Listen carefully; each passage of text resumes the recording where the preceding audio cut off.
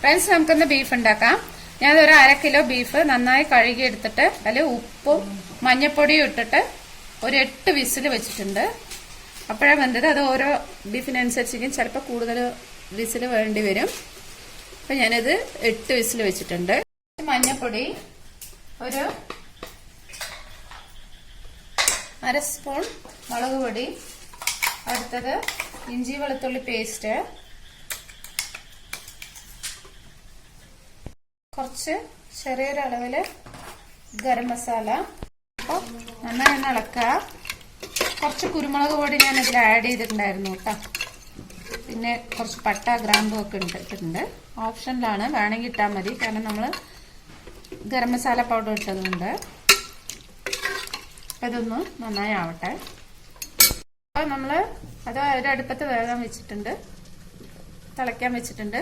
ഞാൻ ഇത് താളിക്കാൻ വേണ്ടി ഒരു പാൻ വെച്ചിട്ടുണ്ട്. അതിലേക്ക് വെളിച്ചെണ്ണയാണ് വെച്ചത്.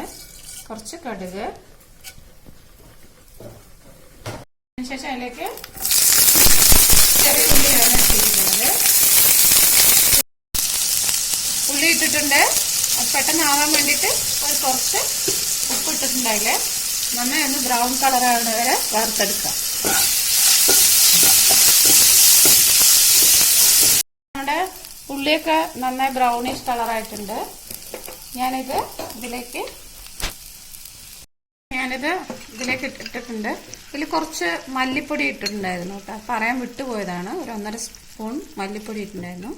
ഇനി ഇതൊന്ന് നന്നായി തിളച്ച് ഒന്ന് കുറുകി വരുമ്പോൾ നമ്മുടെ കറി റെഡിയാവും.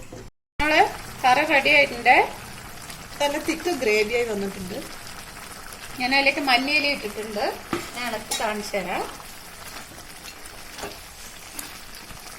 നല്ല തിക്കായിട്ടുള്ള ഗ്രേവിയായി വന്നിട്ടുണ്ട്. ഇനി നമുക്കിത് സ്റ്റവ് ഓഫ് ചെയ്യാം.